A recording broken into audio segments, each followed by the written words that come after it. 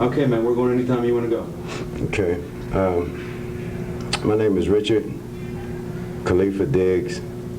Khalifa being an attribute that I adopted in 1977 down in Allegheny County Jail. I'm in for a homicide, double homicide in fact, and I've been down 19 years, 6 months, and 7 days as of this morning. This is my workplace. It's the operations building here at SCIP, newly constructed or renovated. However, about 8 years ago, I worked in the same building, and I always somehow was like drawn to this particular spot here, this window. It's got pretty much a full view of the yard, pretty much a view of the institution overall. And I guess I'm drawn to this because in a lot of instances, I see a lot of me in like 3 or 4 generations of my growing past and just running around playing handball, bocce ball, tag, lifting iron, playing cards, plaiting heads. I mean, it's a ball of confusion to me, really, you know, and it's almost like a senseless maze of a bunch of confused people, of which I'm included in myself, you know. It's almost horrible to the extent that you sit here and you realize that, you know, you're very much a part of this. You know, you walk around and you be here after a while and you see guys, you meet guys, you get to know guys, guys come and go, a lot of them come back for what, in my belief, since I'm a lifer, I feel to be like some real senseless, meaningless charges and crimes, you know. It's ironic to me that a guy will go out after doing 7 years from here or 5 years from here, or for that matter 1 year from here, where he's worked for maybe, you know, 41 cents, 36 cents an hour, and he won't go home and take a minimum wage paying job and deal with it. You know what I mean? It's like, you know, I talk to a lot of guys because it's painful to me. I've met so many and I've seen so many. They come back for petty stuff, you know. We're moving. As I said, the petty things, you know, things that I, from my personal standpoint, you know, I've learned the depth of what I miss, like the simple things, you know, just being able to go out, go down the street, or just walk out and see a park or some grass, or just to see some kids playing, which I hear is pretty dangerous now for kids to be playing. And that to me is somewhat like, you know, it's a cultural shock to me, even though I guess I'm seeing the results of that culture down here in this institution. I can't really mentally picture how it's so unsafe in your own yard anymore, in your own porch. I don't know. I'll be trying to talk to the kids in here a lot and try to understand like what it is that they think they're accomplishing, what they out to prove, and to whom are they trying to prove it to. I mean, running by in cars at 40 miles an hour, just, you know, throwing bullets up on somebody's porch, you know, claiming that they're somebody in defense of some colors, in defense of some territory, some space. And then I see these same guys down here, and man, we barely got shoulder space, you know what I mean? And for the most part, they come through and they go to talking with each other, and the very same guys that they might have been clashing with, even though, you know, they don't really get into no serious clashes here. It's like you may see them playing on the basketball court on the same teams. You know, I'm not sure if it's I don't know if you can call that a generation gap. It seems like a mental gap to me, a communications gap. I don't know if you could blame it on politics, you blame it on education, you blame it on poverty. Probably all three got a huge part to play in it. But nonetheless, I still can't see where they're not being taught to love themselves, at least at home. I mean, my upbringing was no different probably than millions of men across the nation here, you know. I just never thought in terms of disrespecting my parents. I never thought in terms of disrespecting my sister, or for that matter, my friend's sister.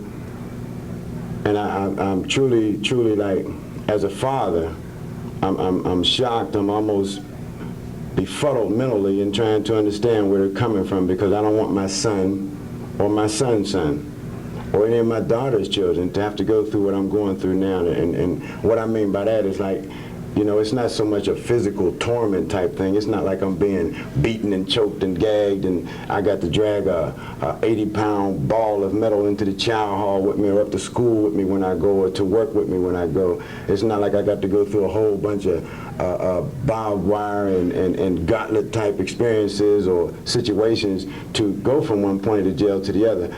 More so to me, it's the mental thing. It's the trying to maintain some sense of awareness of myself and my obligation. As I said earlier, my name is Khalifa, and that attribute which I accepted and really gave to myself down at the county jail in 1977 was because of its meaning. At that particular time, I thought it was more or less an Arabic name and that it had Arabic significance to it. But since then, I've done a considerable amount of reading and studying of different cultures and religions, and I come to understand that Khalifa come from Abidjan, West Africa. And in fact, I knew an African from Abidjan, West Africa, who I drove some time ago. He was a traveling salesman. At any rate, the name means strong, protector of community, leader, and provider. And I thought that that would do me some good to accept that name, to accept the title, accept the responsibilities to go with that, because I knew in coming to jail for a life sentence, I would have to be all those things and make some addition to it in order to survive it. I look back sometimes in retrospect and I see a whole lot of myself and a lot of these guys down here, because you know, you walk past them and, you know, they swinging their shoulders and, you know, they strutting, I guess, you know what I mean? And they got all the outer, you know, examples or demonstrations of like, you know, this ain't bothering me, this ain't nothing, you know. But, you know, I've been here quite some time, and throughout the course of the time, I hear a lot of these same guys, you know, I mean, literally crying tears in their cells at night, you know. I see a lot of these guys getting off the phones and screaming and I mean, like, you know, cursing whomever it was they was talking to on the phone because of a lack of understanding of their personal, you know, immediate need right now that's unable to be answered because of the situation that they put themselves in. You know, it's not like, you know, any of these men, I don't think if they were to be honest with you, me, or for that matter, most importantly, themselves, can say that this is not bothering them. If it's not bothering them, then this is the wrong place for them. They probably belong in some hospital of some sort, because they have to understand, they have to feel the restrictions of confinement.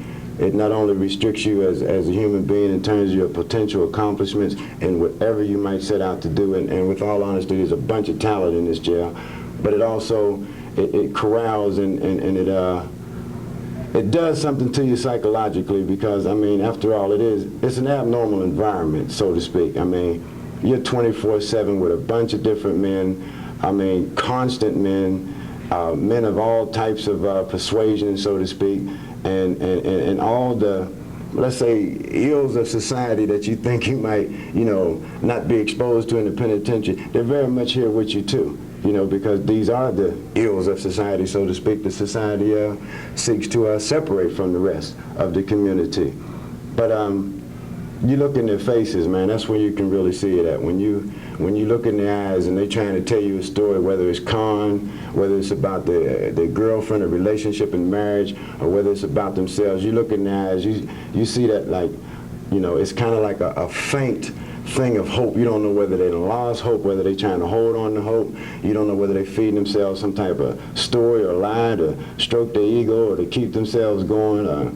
But you see the distance in it, and that's what I look for when I talk to men. You know, you see the distance in their eyes, and the distance can almost give you the weight of their words, and a lot of their words are so vague because it's like stagnant. You're stagnant in life.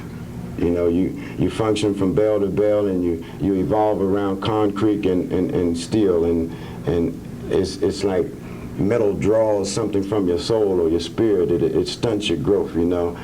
I really do wish, I would hope that something positive would come of our attempt here this morning. I hope that something positive would come of some of the community workers out there and different organizations to really, you know, put into action the fact that it takes a community to raise a child, or that, you know, they want to better our education system, you know, and that they want to produce the kids with, you know, a higher self-esteem, which can only be done by giving them some creative things to do and allowing them to creatively, you know, be themselves and grow and be productive.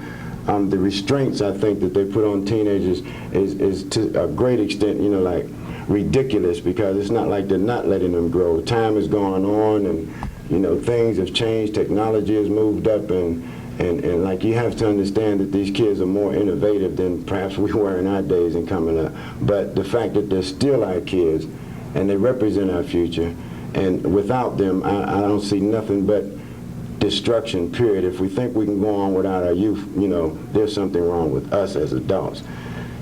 That we do something productive and we really reach to them, to listen to them, and quit telling them so much every time, because we haven't got the map on, like, you know, correctness in life and all the things that you should do, you know. All the things that we should do sometimes stifle that we can do. And not necessarily all that we wish to do is going to be correct, but there's something to be learned from even negative things, provided they don't hurt or disrespect somebody else's property or person, you know. I wish if it were possible that I could actually, you know, like, give my life right now, this morning, to save some of these kids that are thinking that, you know, selling dope and sporting jewelry and making babies, you know, in 13 different homes is really slick. If I thought that just giving my life really would change their minds and give them a different view and a positive, constructive path to, like, dealing with being a man and responsibilities, I would do so, because I got children, I got grandchildren, and I just got a lot of kids that I love, period, that I've met even here in the visiting room over the years, you know, and they deserve a chance. And I don't know, I don't think that there's much of a chance for them if they're not provided with the right choices and the right instruments at which to work at those choices. And I know they're there. I know, I've done some research and reading. I know that they have available in schools today options and choices and access to counselors and stuff that we didn't have when I was coming up. So my plea and my request and my challenge to you youth out there today that, you know, you slick in your con, you down in your game, you on top of your Mac or whatever it is you want to call it, you know, then Mac the counselor.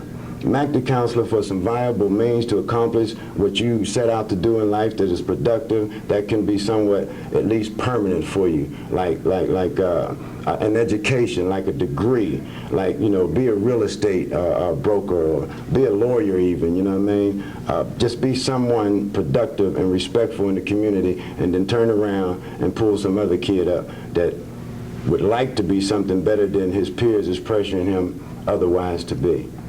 And that's my message. Can you just repeat that one section when you was talking about giving your life to help somebody? I mean, I didn't catch that completely. Okay. So that they would get the message? Okay. If it were possible that I could give my life this morning to save those kids out there that feel as though that, you know, they're macking, they're on top of their game, they slick, they con artists, they so unified that they can't be divided, and the direction that they're going, they don't realize the chaos and mayhem involved in it. Provided there would be a positive instruction given to them and aid in helping them follow them construction, I'd give my life for the security of their benefit this morning into that type of livelihood.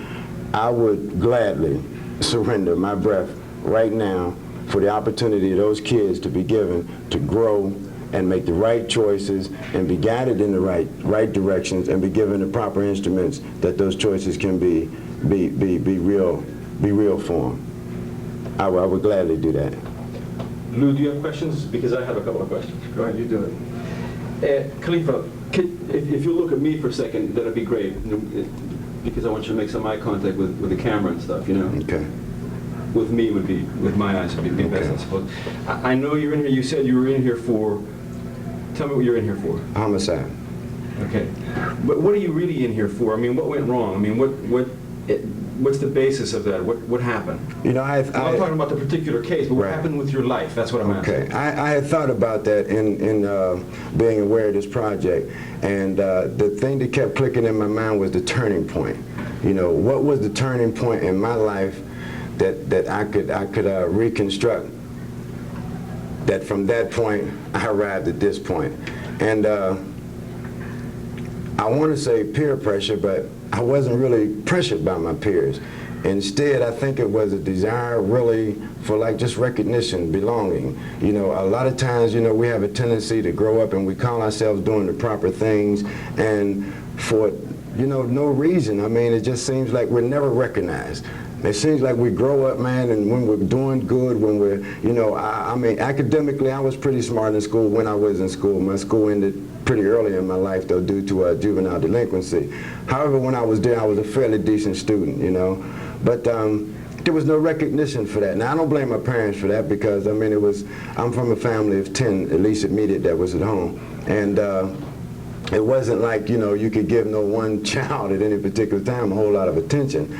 But that turning point for me was, I believe, the failure to acknowledge me as a human being, to acknowledge me as a person that was trying to do good, to at least just pat me on my back one time and say, damn, that was a good job, or man, you know, I didn't think you could do it, but you did, you know. I wasn't, and I couldn't get involved in too many, say, community sports because, you know, my people, I couldn't afford the equipment at the time that you had to buy and provide for your child if they wanted to play. And it wasn't a thing. I mean, eventually I started stealing such equipment, but by the time I got all the equipment that I needed, then I didn't want to play ball no more, because then I started selling it. And that was even more profitable and beneficial for me. And not only that, I was recognized. I mean, I could go to the field and the cats would say, man, there go Chucky, which was my nickname then on the streets and what they called me growing up. Say, man, there go Chucky, you know what I mean? Chucky, you got so-and-so and such and such. If Chucky didn't have it, Chucky had a pencil and a piece of paper and would write it down. I would take your size, and I was good at being a thief. I would take your size and would bring you back the color if you knew exactly what you wanted. But there was recognition for me, you know, and that basically and pretty much was all it was. I came home from White Hill in 1972. I was 22 years old, and I got married.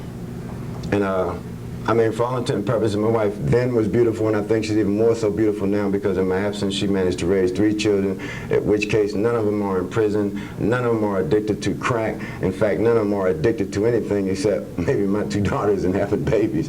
But, you know, that's just, I guess, a sign of the times. But at any rate, I had a job. I'm a construction worker. You know, I was doing good. In 72, I was bringing home $368 to $379 weekly. I didn't need to hustle. I didn't have to do none of the things that eventually put me in the situation I'm in today, except the fact I had to define my territory, because where I was born in McKeesport, I was practically raised in East Liberty and Homewood, and then by virtue of me being in and out of different institutions, when I finally came home, a lot of cats didn't know me. I come up with a real cute little lady, and they was like, who is that, man? Let's get her, this, that, and another. Let's jump on this dude, show this dame that he ain't worthy, and this, that. So I more or less had to define and mark my territory. I had to mark my space. I had to clarify to any and all of those who didn't know me or feel like, you know, I wasn't worthy of Homewood space and territory, of the wife that I had, which, like I said, at that time was fine. I used to call her Nikki Giovanni in the 70s. And I just tore out the banging. And when I banged, I always banged with the sense in my heart that I'm going to make an example out of this cat. It wasn't enough to just have a fist fight with him. I mean, after we did that, and I found myself to be, shooting an advantage in the rumble, then I would go grab a garbage can lid or the garbage can in itself and beat him, you know. I would push his head on the side of the curb and knee him until, you know, he was unconscious or so bloody that, like, even my own partners would say, like, damn, man, you know, back off, man, that's cool, you're going to kill him, you know. And, I mean, it went on from that, recognition. Who failed? You said somebody failed to recognize you and give you a pat on the back when you needed it for doing good. I don't know who you talking about, and who failed you? I think for the most part, the community leaders, the officials, the teachers. I think those people that were functioning in my day in the so-called professional levels of like role modelship, I think they failed me. Because everything that they would give us in terms of assignment to do, when you did it, all they did was collected the papers and graded them. You know, I think in the community when the church people said, you know, I would like very much for you to come on out and participate in this play, you know what I mean, or participate in this fair, you know what I mean. Once we got there, sure, we ate, but hell, I could have ate at home on Sunday. We always had a nice Sunday meal, you know, but it was the thing was like, okay, now go in your pocket, make your little contribution to the basket, and then stick around, kids, because we need you to help clean up. You know, I think that, and to some extent, my juvenile officer, you know, when I first got in trouble, I mean, I think she failed me. You know, she understood the problem that existed in my house. She understood, you know, the situation with all these kids and, you know, not enough money to provide adequate clothing for us to go to school, to have us looking presentable. So when we would leave the house and go to school, we would feel somewhat like, you know, downtrodden because we weren't wearing the style of clothes that the rest of the kids had on. Naturally, that would draw comments, and comments would draw schoolyard fights. Then we'd get suspended. And because we was living in the projects and the other kid, he wasn't doing much better, but they just wasn't living in the projects. So we would get suspended as the troublemakers. I think the labeling that the professional people in the community put on us had a great deal to do with my self-esteem as far as failure. Do you think your family failed? Do you feel abandoned by your family? No, I think when I look back, I think I have been fortunate enough to have a very loving family, for real. I mean, there's quite a few of us. I said 10, but with all actuality, there's 19 of us outside in terms of half-brothers and sisters. But we were always kind of together. I mean, especially when we were young and coming up. Only in this bit here has there been a recognizable separation between me and my family, and that's more so on my choice than theirs. And we're there to blame at is because of lack of understanding with this whole, with the system, so to speak. They fail to understand it, as I now do. No, I don't think my parents failed me at all. Like I say, I would have to give that blame to the role models, not to shed none from myself, because I knew right from wrong, but it was like, you know, okay, you don't want to recognize me for the good that I do, then you'll definitely have to recognize me and deal with me for the bad that I can do. What's it going to take to keep more guys coming into the place like this, you think? Coming in? Yeah. The present politics today, the present laws and rules, the present curfews that they're, I think, foolishly putting down because it's not going to deter kids from coming out. You know, and presently today, man, I mean, you got, if you're lucky enough to live in a two-parent household, you know what I mean, then that parent comes home and be so tired that he or she can't keep track of you. You know what I mean? If it's a two-parent household, then they're probably struggling so tough just to economically keep their heads above water that, I mean, they feel like almost the less they got to deal with you, then the less of a problem that you are amongst the many problems that they're facing to begin with. What will keep more people from coming into this place? What will keep more people from? Honest education, honest role modelship, honest community involvement, and jobs. Jobs. Poverty, I don't care what type of kid you got, I don't care, you know, where he's going, what he's doing. If ends seemingly start falling apart, he's going to start doing things in order to not be mocked, to not be mimicked, to not be picked on, to not feel as though he's being shunned or shut out from what he believes to be at least his community, you know, status level of functions. I mean, you know, if a guy, it's not necessary to say that if a guy got some Michael Jordans on, that I wouldn't feel comfortable with some Air Nikes. See, it's not so much that, you dig, as to how I went about getting my Air Nikes. See, if I'm involved with some positive people, not just saying positive things to me, but putting those positive things in works for me, making them visual for me, making what you're telling me, you know, making me able to see that. You know what I mean? You know, then I can go down that path. And I think these kids, in spite of, you know, like the rash crime rate, which I read recently yesterday in yesterday's newspaper, that juvenile delinquency is tending to go down, at least in the more serious areas of crime. So, you know, obviously something is working, something is penetrating, and I believe personally that you know, the availability of jobs would resolve a whole lot. You know, and I look around and I see like there's a whole bunch of centers out there, a whole bunch of little community centers and you know, all types of centers that want to help the kids do this, that, and another. But you figure, and I figure like this here, if you've got an area, say take Wilkinsburg for instance, you got an area like Wilkinsburg, it's what, 28,000 some people, something like that there in the borough in itself. You know, you got 100 and some agencies in that little area, feeding that little area, 100 and some agencies. Now, I'm not saying that the agencies aren't functioning properly, and I'm not saying that they don't got the right people up in there. I'm saying this. Out of all those different agencies, if the director of the agency and the assistant director of the agency were, say, outside entities, people say from the Federal Bureau or the State Appointment Council, whatever, you know what I mean, if they appoint them, okay, fine, because they got an agenda which they agreed upon somewhere in the chambers or behind closed doors, something like that, okay, cool. But now just think of what you would do at that community if 150 of those agencies hired parents from the community, hired kids from the community to exemplify and to put out what they're, you know, to demonstrate what they're projecting to the community and the people in the community, the good of being involved. Question. If somebody could have said something to you at a youth that would have changed you from coming in, what would they have to say, and what could have been done to make you go the other way? Hold on a second, Khalifa.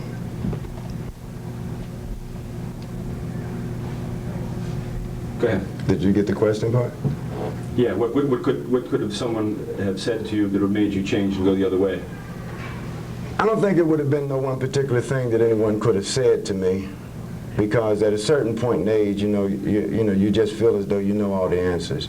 You know, you just feel as though, okay, dad, pop, brother, grandpop, uncle, aunt, grandma, whatever it is, you know, you took your shot and it didn't work for you. I think I got a brand new game, a new trick, a new stunt to pull, and I think I can get mine over with. I don't think there's any one thing anybody could have said to me that would have made a difference. What I think would have made a difference for me in my life and coming up would have been for me to have been recognized by the authorities that set the demands on me as a youth as they did. You know, I mean, you're required to go to school. You're required to come home and do certain things at the house. You're required to be responsible. You're required to be mannerable. You're required to, have some decency with regards to being taken out in public and conduct yourself in a certain manner. You're required to have a faith, you know. You got so many requirements laid upon you as a youth that don't nobody want to ask you, what do you feel that you could best do? What would you really like to try to do? Because the option and the choice is very simple. You know what I mean? If you ask me to build a house, and I say, I think I can do that, let me go to work. And you say, okay, good, go. Where? Now, that's up to you. I told you build a house. You see what I'm saying? But if you tell me, you ask me to build a house, and I say, I've never done it before, but I'd like to try that. And you say, cool, I'm going to work with you and show you. And here's where we're going to work at. And here go the tools. And this is how you do that. And this is how you do this. And this is how you do that. You know what I mean? And at the end of the day, then let's talk about what I've done. If I've done something wrong, explain it to me and demonstrate to me what I've done wrong. You know what I mean? I mean, you know, kids are sponges, man. I mean, you know, we take in a lot of information, and a lot of times, you know, we also see through that fakeism and that professionalism that, you know, I want to do good. I'm up front, and I came through what you came through, and I just made a better choice. I turned around in life, you know what I mean? And instead of going to jail, I went to college. You know what I'm saying? Okay, that's wonderful, and it worked for you. But that doesn't make me less human being than you. See, where whatever it was that was a turning point in your life, it didn't occur to me in mine. That doesn't make me a Satan. That doesn't make me a devil. There's some good in every human being, I believe. I don't think it's too late for anybody, and I definitely want to state right now that I abhor the response and the comments from professional people to say that we got some kids that need taken out right now, tied up in a knapsack and thrown off the Brooklyn Bridge. If that's the attitude that them professionals are working with, they need tied up and thrown off the Brooklyn Bridge, because if that's what they think about their seed, their future, then something's wrong with them. Khalifa, what do you fear? What do I fear in terms of personal or overall? I mean, do you fear dying? Do you fear like you never get out? Do you fear not seeing your family? Do you fear other men? What is it that you fear on the inside, if there's anything? My greatest fear is that I won't be given the opportunity to get out, to perhaps be the father that I wasn't at home to be to my son, to be the grandfather that I know that I now could be with what I know and learned through life, to my son's son, my grandson, to put together and hopefully develop some support systems, even if it's just verbal or shoulder, to my daughters, my family. My greatest fear now is that all of what I've come to learn and do will be continually housed and stagnated in this environment, and that the good things that I have in my heart and my mind to want to do, that I know that I'm capable and able to do, I won't be able to do. That's my biggest fear right now. That's my biggest fear. I can't say that I'm afraid of dying, because with all actuality, with the exception of my desire and spirit to, you know, to go on and read and try to better myself on a continual basis, I'm all but dead and have been such for 19 years plus. You know, there's nothing creative that I can do in this penitentiary with regards to the role modelship, the recognizing, and you know, being able to give credit to those of whom that, you know, I truly love, and hopefully by that being able to set an example for those that are less loved, that I would have no problem in embracing, dealing with, working with, recreation and with, and just being with. You know, my name kind of states it all, as I said in the beginning. You know, in accepting that name, I've also become, to myself, self-appointed, so to speak, but a servant of the community, a servant to the people. So, you know, I don't feel dying. You know, I don't fear dying. I fear not being able to be a human being, a productive human being. That's my biggest fear right now. Okay, Bill. I need you one more time, just to tell me, you gotta identify yourself again, okay? Hold on a second. Okay, just tell me who you are, where you are, why you're here, how old you are. My name is Richard Khalifa Diggs. I'm here for a homicide, double homicide. I've been here 19 years, 6 months and 7 days. I'll be 46 in 10 more days, in fact, this month, August the 20th. And it's been hell, but it's been a growing experience. It's been rough, but in the same token, it's been enlightening.